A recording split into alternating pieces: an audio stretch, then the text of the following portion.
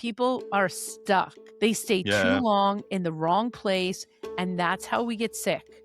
That's where sickness starts. You become an imposter working long enough at the wrong place in the wrong environment. Your whole body is like non-alkaline. You're going to work sick every day or feeling sick Yep. every day. And that is causing illnesses. That's causing burnout. That's causing all the things. That is the problem. I call this the vitamin P treatment. Use vitamin P. Lean on your purpose. Figure out what brings you joy and passion and do that.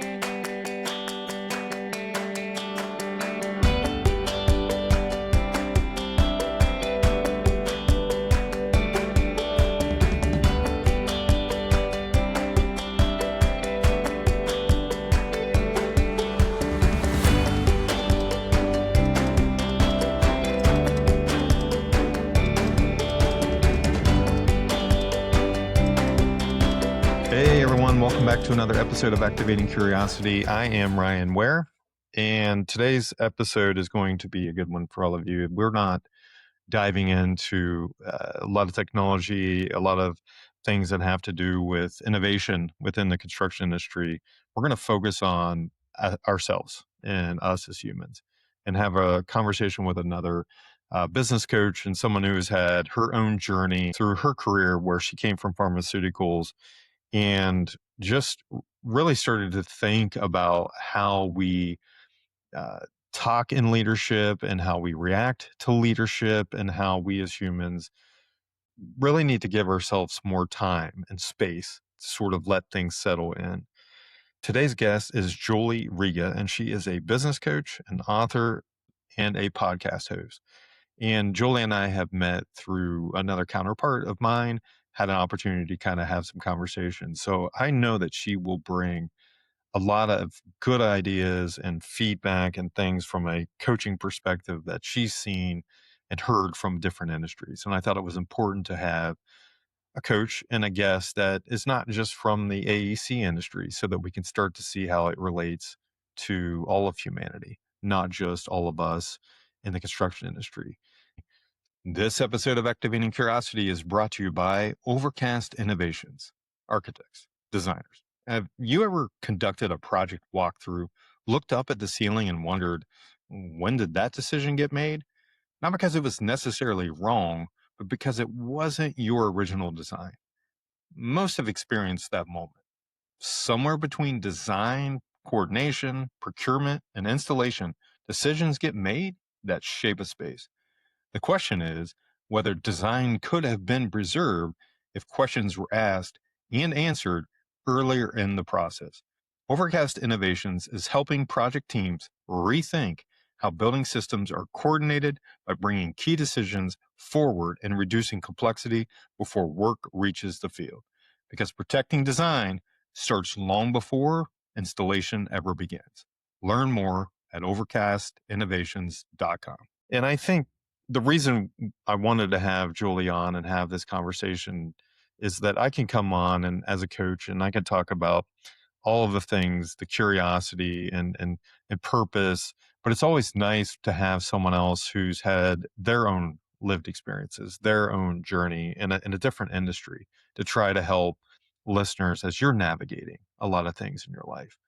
Because one thing is true as humans, wherever we are in our own journey, we all feel pressure. We all feel burnout and we all feel the uncertainty and a lot of change. And regardless of where we are in our career, those things all hold true. But as individuals, we all feel it different. It doesn't have to be the same. Like I'm not going to feel exactly the same way as a coworker. We just all have different ways that we've been raised and the way we've lived and the regions in which we live and how we were taught and how our minds work and absorb things. So all I know is in this industry right now for the AEC industry is I constantly hear about how time poor we are. And I wanted to understand our relationship with work over the generations and taking a step back and thinking like, what has really happened throughout my career, but 25, 30 years ago, getting to our present day moment where we're all feeling that burnout, that pressure, that uncertainty, that we're just all not sure how we're supposed to be reacting to that moment. While we're also having these areas of awareness peak because we've had an interruption in the pattern or something familiar that suddenly we're uncomfortable with the questions that we begin to ask ourselves, and we're just not sure how we even got here. Because as the world continues to move forward and accelerate, and all of these innovations continue to come into our work, and we start to see more and more change, the one thing that will always remain constant is that we are the humans. So, my goal with the conversation, with all of this noise and all of this judgment, and everyone telling us who we should be and what we should be doing, is that we're all stopping to pause and try to figure out how to become human again.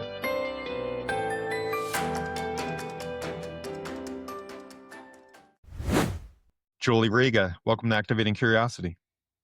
Thank you for having me. Yeah, I'm excited to have the conversation because I know when we were doing a little show prep and talking through what might be an impactful conversation for listeners, you brought up some things that you hear all the time and things that I hear all the time out there in businesses and those that you're working with on their life experiences of everyone is burnout. Uncertainty seems to be at its highest level.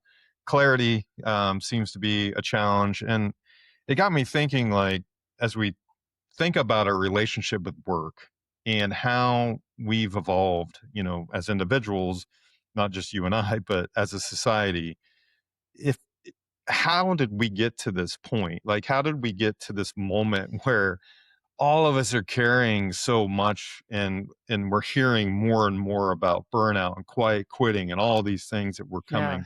coming up in the conversation. So, but before we really talk about present day, if we could just zoom out and kind of look back in time a little bit, and maybe we've had similar time pass here, but the mid 90s, there was a lot of things that sort of shifted, things that were introduced into workforces as technology began to be implemented, globalization, the internet, all of these things that sort of came into offices and changing our view of how we worked, where we worked, and how we did things. So I'm curious from your vantage point and experience, like what were you seeing sort of shift during the last 25 years and how that led into what you're doing today, right? For your clients, but what you were doing then and noticing and what was sort of different then or maybe the same, but we're seeing it and feeling it different in today's world.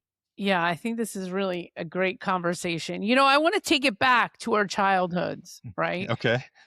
Because we were raised by parents, at least, like, let's say we're Gen X. I'm talking about Gen Xers, right? Hmm. We were raised by parents that came out of wartime. Yep. And a lot of us, like I'm a first generation American. And so for me, the message that I got when I was young is do something that makes you money. Hmm. And doing something that makes you money didn't always bring you joy. It was out of necessity, it was out of survival. And so a lot of us got into jobs that we took because our parents told us, hey, you should be an accountant, you should be a lawyer, you should go to college, you should do something that makes money. You shouldn't be a content creator. You shouldn't major in communications. You shouldn't go to school to, like, become a film director. That was very uncertain. So Hmm. the creatives in this world sort of were pushed into jobs that were not creative. And so Hmm. you do that for a long period of time. You do something that is not really aligned to who you are internally, you're going to burn out. Hmm.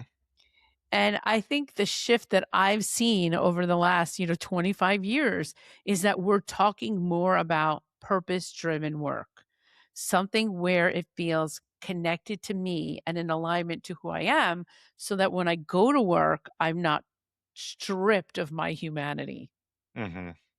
And so that's why we keep going back to this idea that we have some sort of personal purpose and personal connection to what we're doing at work because it allows us not to get burned out. It allows us to stay in the game. Yeah. I mean, that's so important, stepping back even to that childhood and those definitions of work, right? The way generations have thought about it as that simple necessity. Go get a paycheck. You just got to go do whatever is necessary to make sure that there's food on the table and there's a roof over the head, which doesn't mean that's not important for all of us. We want affordability, we want to enjoy life and see the world. But you're right in the purpose piece, and that thinking about myself, like, I can remember being a young kid and telling people, like, "Well, I wanna be an architect," and the amount of judgment that came from that. Like, "Oh, that's not gonna be your thing. That's not gonna be what you do. You need to just do something, like you said, to earn a living." And I was Yeah. like, "I don't none of this feels aligned to me." And I don't know. My mindset is if I don't have a lot of variety in life, I get very bored, right? As a human, I want to see constant, new things coming up and things changing. And architecture, when I first got into it, allowed me, you're working on a project. The next one is not always the same. It was something totally different, new clients, new challenges, new problems. But I like what you're saying about this shift that went from just doing something to that purpose piece. But let me ask you this. Did you feel it being a shift from the leadership style that you were noticing? Were you seeing more purpose-driven leaders back then kind of coming out, or stewardship, or was it something that sort of evolved as globalization happened, as societal change happened, as Well, I think, this is very interesting. There's a backstory here, Ryan. So I worked in the pharmaceutical industry, and there were two major things that happened when I was younger in my career. The first thing that happened to me was I went to a class called The 7 Habits of Highly Effective People. Mhm. I talk about this all the time because it literally changed my life. And they said in the class two things that really shifted my perspective on things. They said, first of all, be proactive, focus on what you can control. That was the first thing that set my mind up for Mhm. success. And the second was beginning with the end in mind. And beginning with the end in mind for them was a personal awareness exercise in building your personal mission statement. And they said, Mhm. go to your 80th birthday party and tell us what you want people to say about you at your 80th birthday party. That's how Mhm. this whole thing started.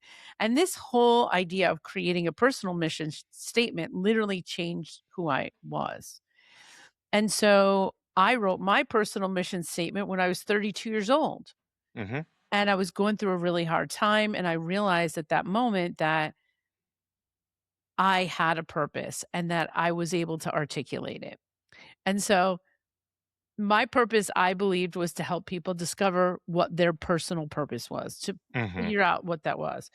And then so like 5 years later, I get asked to do this presentation in one of my classes that I was doing, another class. And they said, "Okay, just present whatever you want. Present whatever you want." And so I decided I was gonna present on this, coming up with your personal purpose.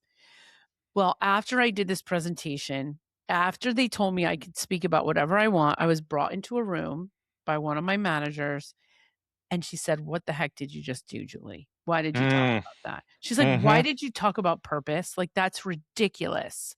And everybody is, like, annoyed that you did that." And I'm like, "Oh, okay. I learned this in one of my classes here. Like, what is this? What is this? What's this resistance?" It was Yeah. this huge resistance, and this was probably around 2009, Mhm. 2010, and I just was so disillusioned by everything. I'm like, "What is going on?" Like, Mhm. they don't get it. Like, nobody gets it right now. Like, they were all still just not awake to the whole thing. Yeah. So I'm just gonna fast forward to COVID, right before COVID. I saw this woman and she was speaking at the Association of Talent Development. And she gets Mhm. on the stage. It was like, what's this now? 2018, 2019. She speaks about purpose. And she Mm-hmm. speaks about the benefits of knowing it and having it and having it connected to what you're doing at work and the benefits organizations have for you to have this. Right. And I was like, "Oh my god, this woman just allowed me to talk about this because I Mm-hmm. was shunned before." Mm. So it felt this interruption that you have at that point. Well, both points. One is go ahead and talk about whatever you want. Then it's hold on a second. We're going to put pressure down and say, hold. We don't have purpose in this industry or this business or whatever Yeah. framework it was. It was like, no, you just got to have grit and grind and work under the pressure, which I think pre 2009, as I went through my journey, that's what it was. It was just like, you just carry it. You just got to push. Yeah. Like you chose it. It doesn't matter. You might be in the profession you want to be, but how that was going to show up every day for you, like what work looked like, was just you got to grind through it. Like Yeah. your purpose was this title. That's what you wanted to become. And I recently said, like, man, I confused what identity meant and what my purpose was. And now that you said that, it's like it keeps boiling back to these things of like how we looked at work, you know. And I even go back a little bit before 2018 when we first started email, you know, when email started working in businesses. I can remember like you get an email from a coworker who is right across from you asking you a question. Like, what are we doing? And it was like they're right behind you. They want an answer. And we see this like technology, email to phones to social media hitting, and just our relationship with information to getting answers to everyone telling us who we were and what we needed to be. And I love that you started talking about purpose, because I think it's when a lot of us maybe under this pressure maybe have this conception or this idea of who we are, Yeah. but not quite, especially when we're younger. Like we're supposed to know, you're supposed to know at 18, like who you are and what you want to do. Man, I'm 50. I'm still figuring out. I'm in my fourth career. I'm trying to look at Yeah. life as like every 10 years has different situational awareness of what I should be focused on Right. for myself and for others. So Well, and every decade you become more powerful in your own body and in your own being, yeah. right? So you sort of say, "Oh, you know what? I get to do this now. I get to be who I want to be now because we have I don't want to say a limited amount of time, but there's a period of time that we might not be working, right? When we Yeah. start to retire and we think about that. And so we are I say the 50-year-olds are the young people of the old people. Hmm. And we're like the freshmen of the old people. And Yeah. I I like like, that. I call it the power decade. I believe that the 50s are the power decade, because it's the time where you get to call the shots a little bit differently. And Hmm. it's exciting. It's an exciting time.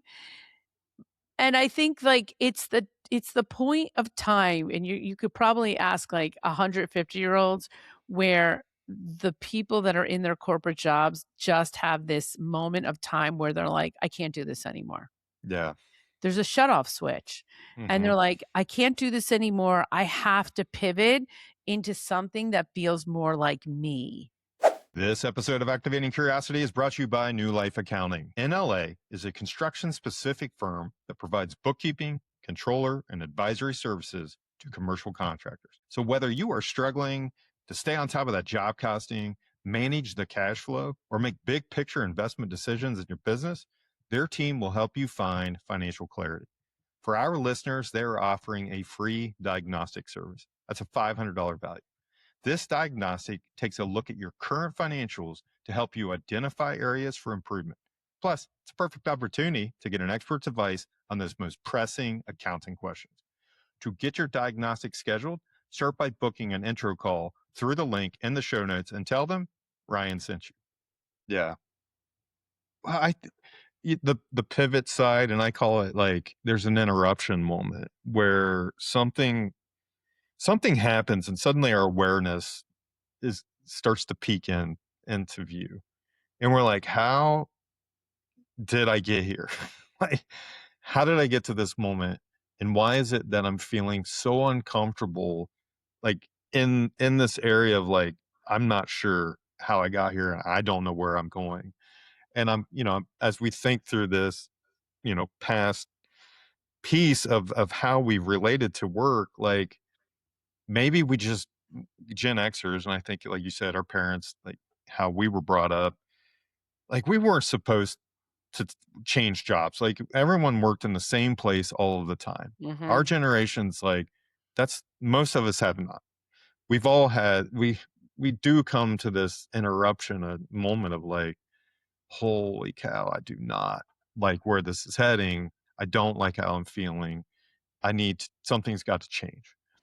Yeah. And I'm wondering, like, you know, thinking about how we're heading to the present moment, we have had a lot more technology put in. We have had more, at an accelerated pace in the way we're doing business. But we hear words like productivity. And as humans, like that has a different definition by what you're working on and what you're doing. Yeah. But the pressure a lot of people are feeling is the always on, the always responsive, the gotta have an answer in 140 characters or less. And we've sort of, my opinion is we've lost our curiosity to to pause in that awareness to ask those questions, which is what the 50 or like when you reach a certain age, like you're asking a lot different questions. Like you're going pretty deep into like how did I like what even made me think this way? Yeah, it is so funny because there was a coaching session. I do one-on-one coaching with people, and I was in a session with a group, and I also do group coaching. So I was Mhm. in this session and I was teaching about calendaring, time management. Mhm. And this one manager says to me, "Well, I don't have time to eat lunch. Like people keep putting like things on my calendar." And I asked a simple question. And I said, "Do you have an administrative assistant or somebody else managing your calendar for you?" Mhm. And she's like, "No, of course I don't." I said, "Okay, so who manages your calendar?" And she Mhm. goes, "Well, I do." And then I said to her, "Well, can you put a lunch break on your calendar and hold that meeting as a Yeah. meeting that you have to take a lunch?" And she's like she was so confused. Like, so when I said it, Right. like, so confused, like, "Oh, wait, I have the ability to manage my time? Like, Mhm. I can put something on my calendar and leave it there and, like, have a boundary that at this time from 12 to 12:30 or Yep. 12 to 1, I can eat lunch?" Mm. And, like, it was this moment of awareness, but, like, it's that grind. It's that, Yeah. we've been told this lie or we've assumed a story in our heads. It's not always true. Like, the story we're telling ourselves about the situation is not always true, Right. right? Right. But we've just assumed or created this story that this has to be a certain way or that has to be a certain way. Mhm. And if there's nobody to challenge your story, you're just gonna continue to go down that rabbit hole of, I can't have a lunch break. Yeah. I mean, it's a familiar pattern, so it's like, well, I don't even know when I started it, and I don't know how I got to this point of not eating lunch, and I will tell you, I skipped plenty of lunches because I did not have time, when I was practicing architecture, so that story hits very home for me, and this leads me to this moment of, like, I keep hearing how time poor we are currently. Like, Yeah. we're very time poor, especially I work within, the construction industry, and no one has time to learn, no one has time to explore, no one has time to eat lunch. And I'm wondering, like, is that like, put something on your calendar to block it out. And I started learning to do that as I grew through, my leadership roles. But I had this conversation recently with somebody, a friend of mine, and we started talking about how in Europe, like, they don't take coffee to go. They go get a coffee and they sit and talk or just sit and Yeah. read something with an espresso or, a coffee, mostly espresso. Here, if we put something on our calendar where we go to get a coffee and we do not leave with a to-go cup, and someone who knows us or from our work sees us, we're instantly already going, "Oh my god, are they gonna judge me because I'm not sitting at my desk, because I'm not working, because I'm not doing something that they think I should be doing?" And I'm Yeah. wondering if that has shifted, or maybe it's always been the same and now it's just accelerated, or what you've seen as you're practicing and working with people, but the judgmental side of 6 seconds or less, that this is worth it for me to watch, or that person is not doing what I expect them to do, versus that person's being a human who is eating lunch and finding a moment of time for themselves. I don't know. What Well, do you think about I that? think it goes back to whatever the culture of the organization is and the leadership, you know? Mhm, If the leader is doing that, then it's gonna be, like, okay for the people that they work with to do that. So, mhm, I think it's probably a case by case basis. Ryan, a lot of the people that I'm working right now with are small business owners, so they get to decide what they wanna do.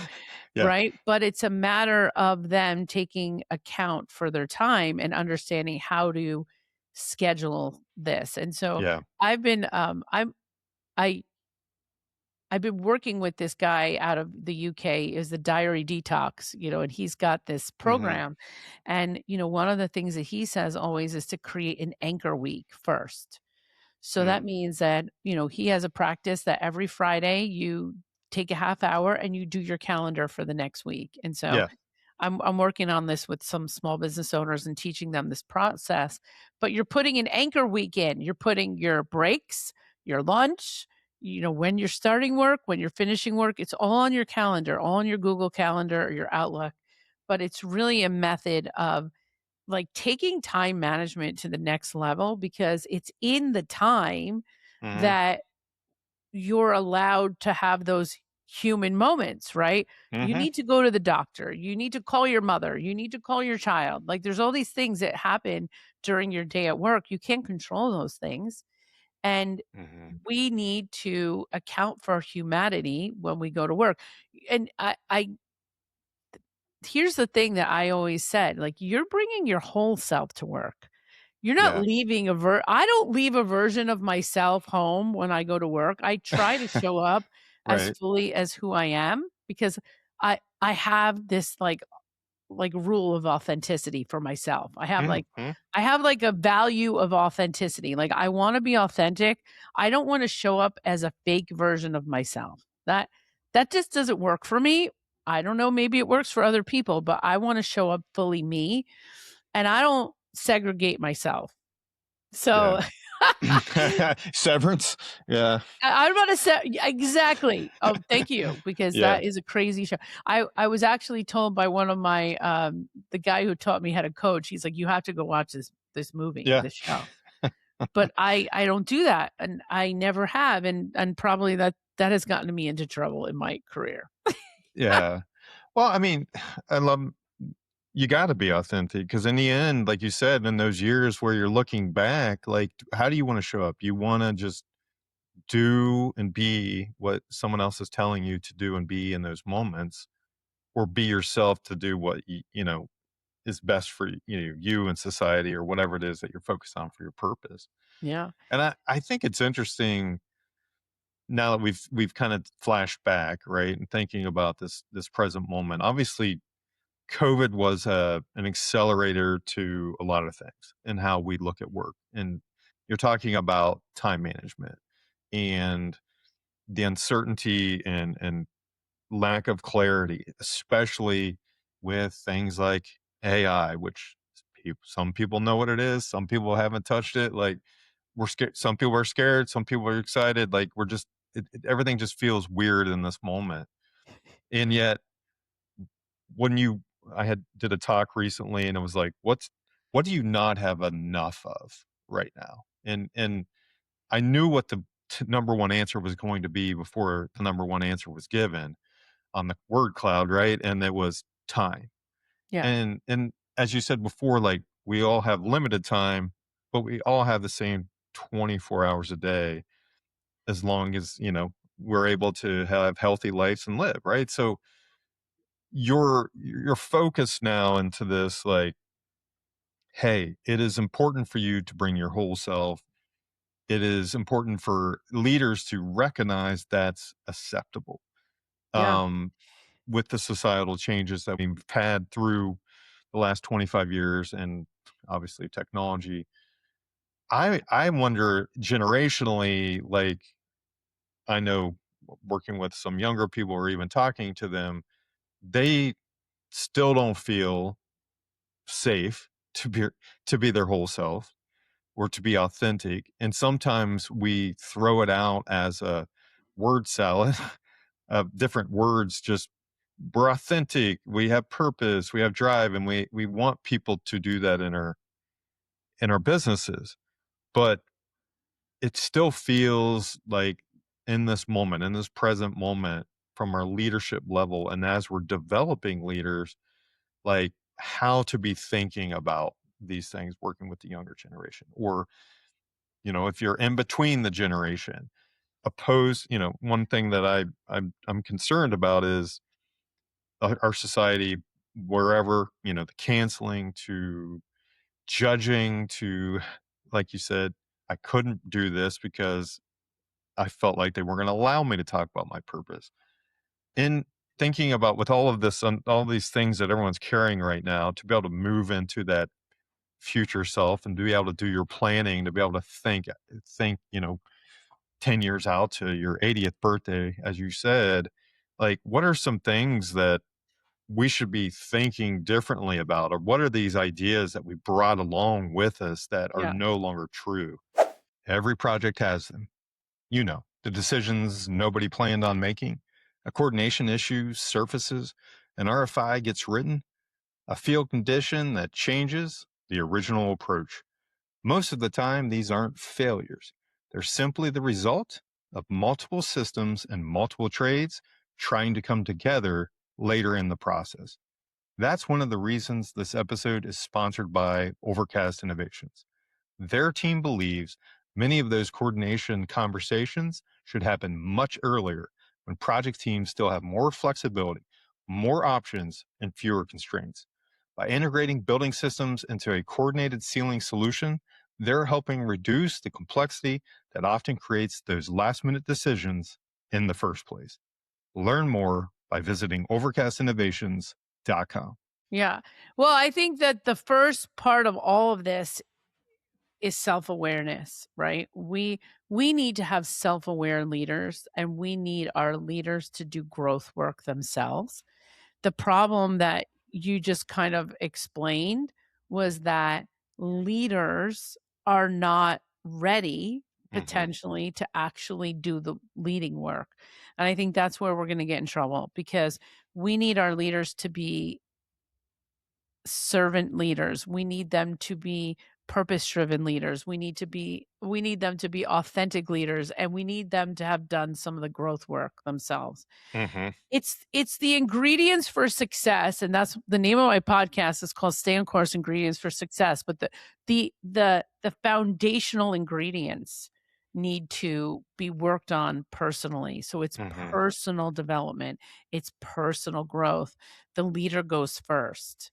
And Mm-hmm. so and it's going to be a case by case basis, right? It's like, are you working for that person that has done the work, the growth work? And that's going to change the trajectory of organizations. If they have Mm-hmm. leaders that are sort of like all on the same page and they're all marching to the same beat and the same drum, they're all awakened, they're all self aware, and they're sort of going through this process with people. Because at the end of the day, I think the most important thing, and this might be very controversial, but why can't we have fun at work? Why can't work be fun? Yeah. If we could have more fun at work, people would not be as sick. Mm-hmm. We would not have as much of the problems with marriages, with alcoholism, with all these things. Like it's the foundation of everything. If you're having and you're enjoying yourself Hmm. at work, if you feel that this is part of your purpose, work doesn't feel like work. Yeah. And then we can stop people saying, "Oh, I'm burnt out. I'm so burnt out," because we figured out a way to light people up from the inside. If you Hmm. are lit up from the inside about your job, then every morning you're like, "Oh my god, I get to do this right now. I'm so excited to get to my desk Hmm. because I get to work on this thing that really brings me joy." And there's a difference between that and then just like doing the work. And you know what I think is so interesting about this? I know it sounds like pie in the sky, but really, if the leader does their job, they could make this feel like the most exciting experience that the person has because Hmm. it's in the connection they have with the leader. It's in the excitement the leader brings to it. Like, "Oh my god, like do you guys see the bigger picture of what we're doing?" And Hmm. always looking at the bigger picture. This is the impact we're making in the world. Can't you Aren't you guys excited about doing this? Yeah. And, like, it's a different story when they're coming from that place, that where they're coming from the place of joy. That joy and that purpose literally gets implanted into the people that they're working with, Yeah. and that fuels the team for success.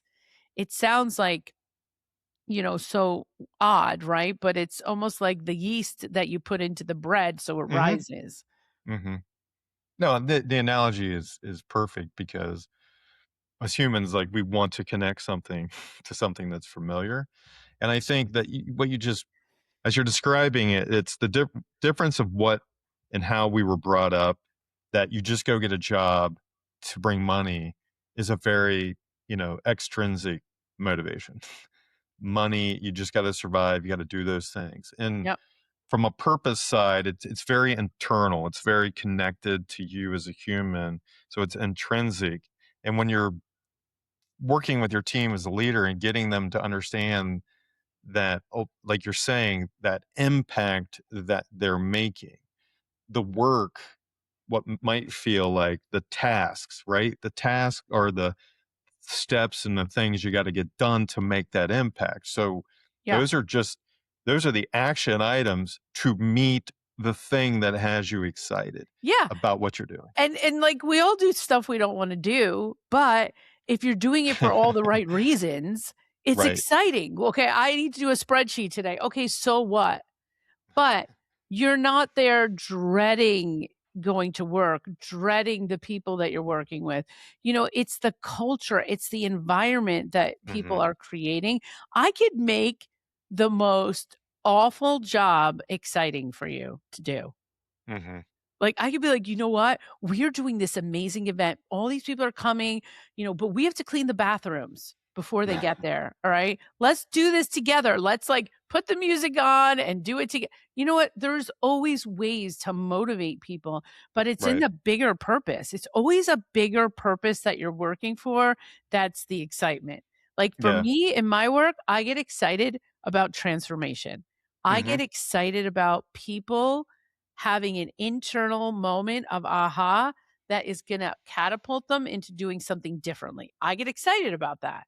Yeah. So it doesn't matter.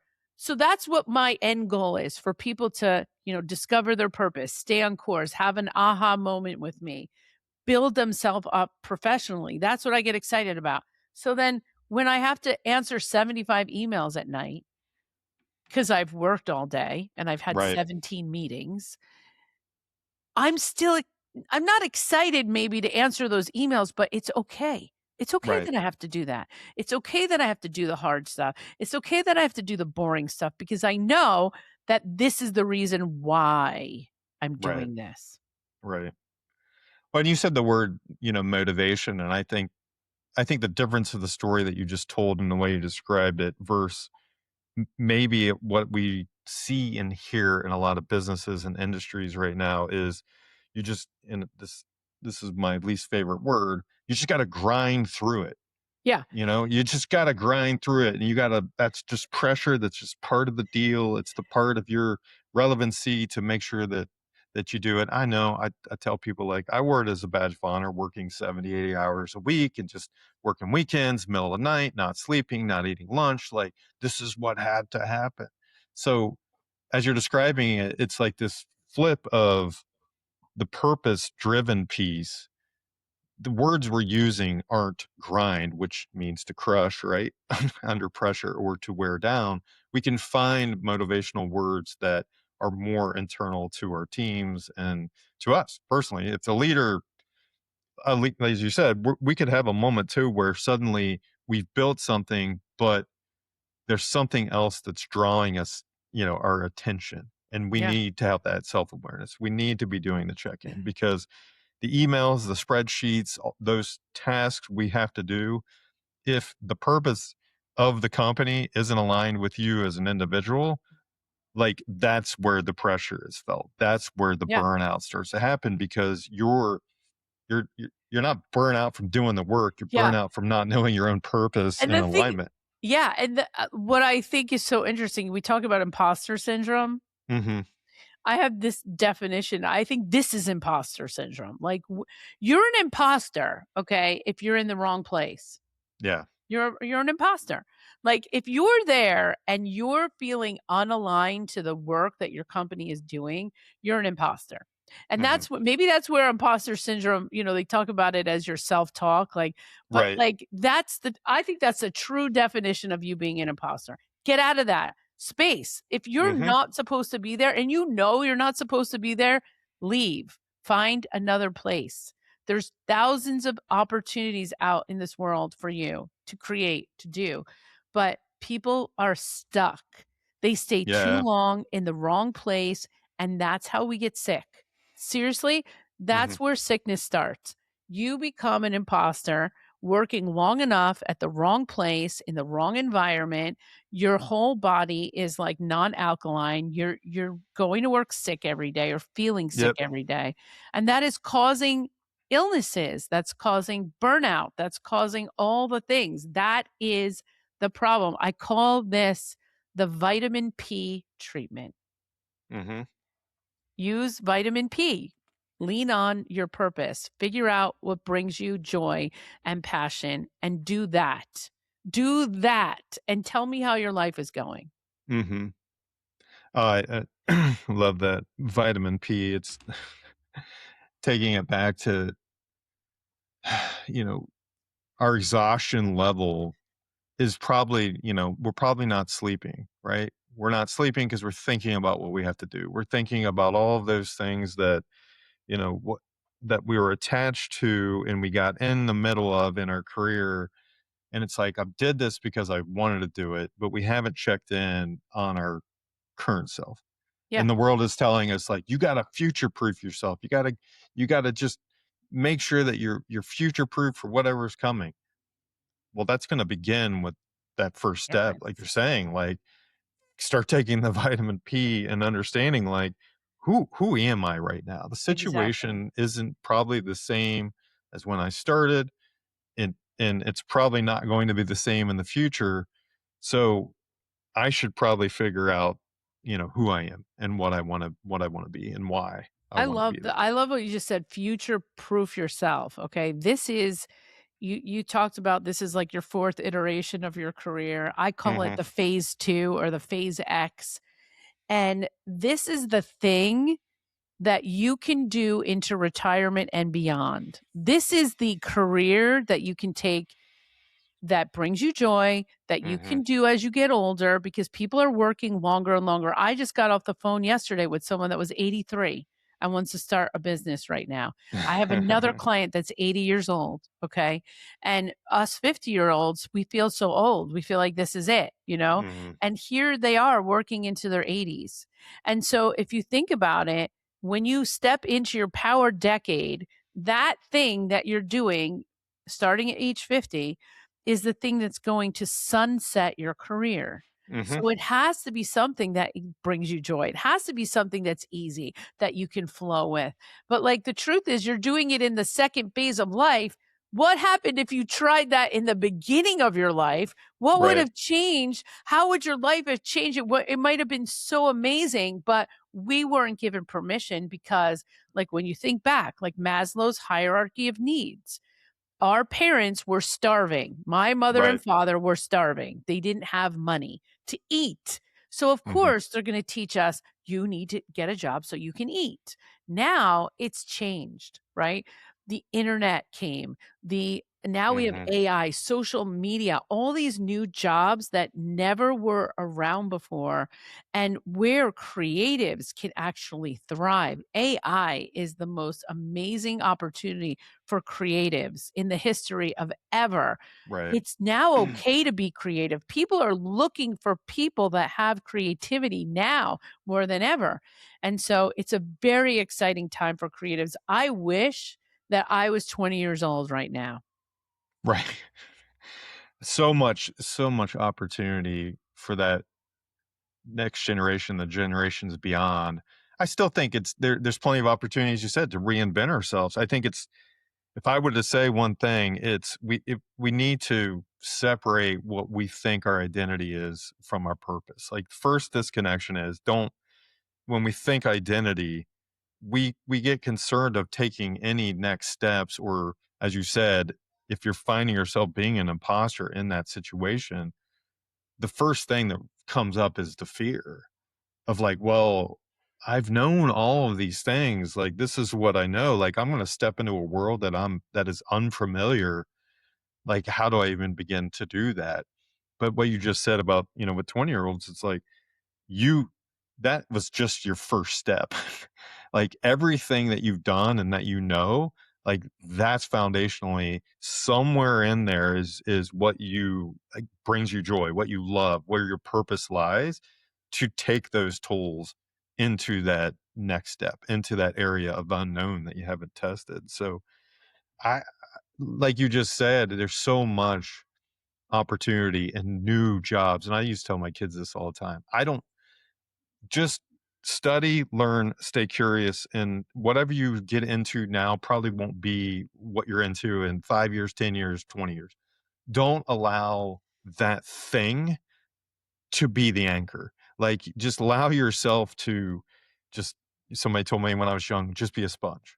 Like, you just gotta absorb things, listen, learn, and you're just trying to bring and understand the things you need to keep in, the things you need to release, and what Yeah. like you said before, the word control that we all wanna control everything. Well, you can't control everything, but you can start with this choice of, uh, you know, am I who I want to be right now, or am I doing this because it is a familiar pattern?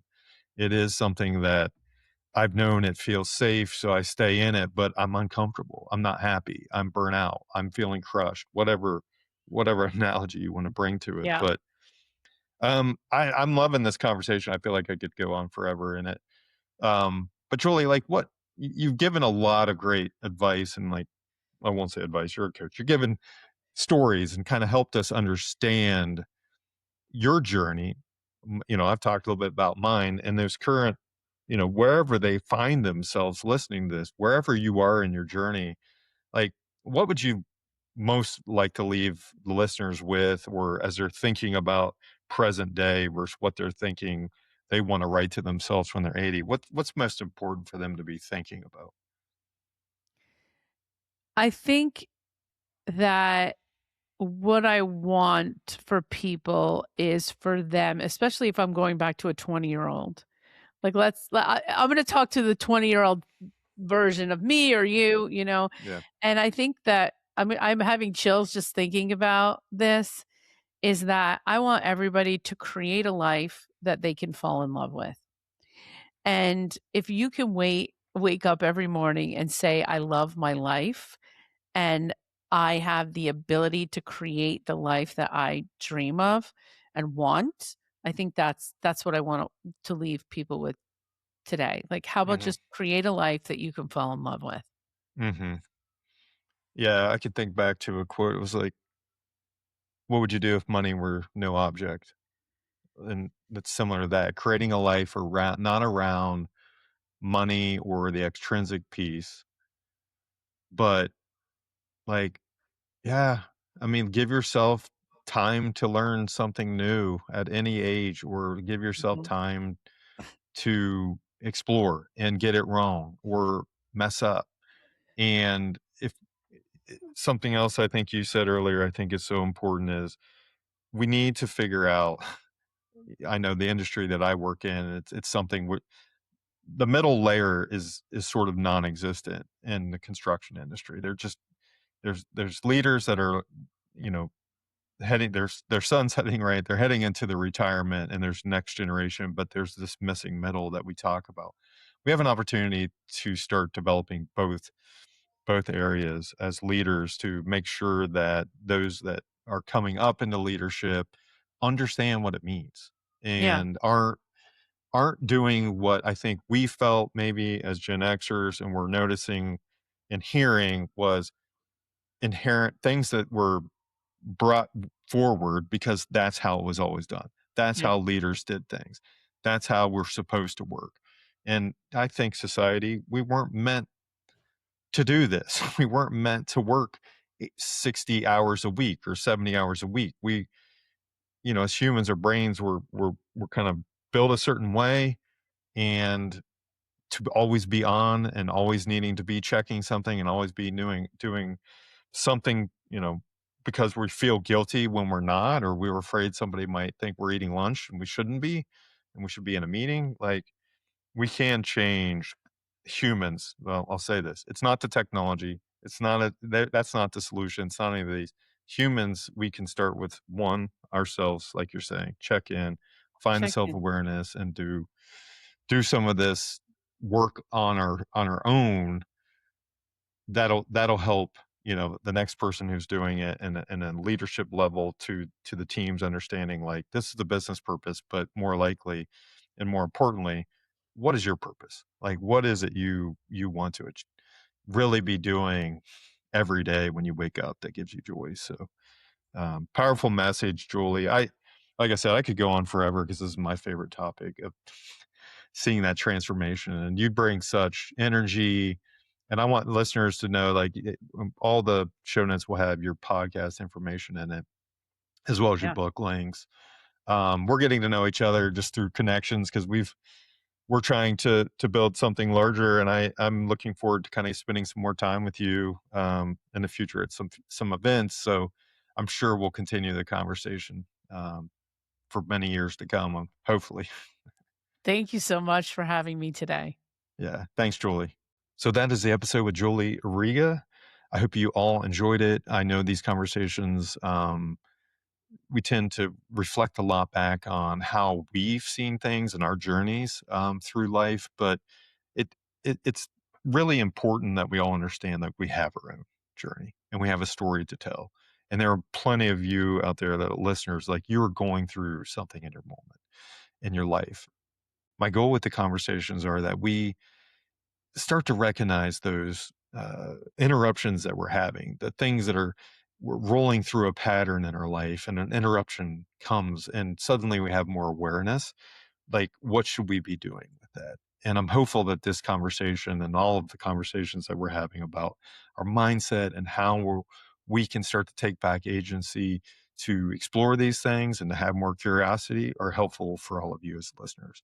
So until next time, I hope you're able to continue to explore those areas, continue to ask deeper questions, continue to activate your curiosity as well as curiosity within others.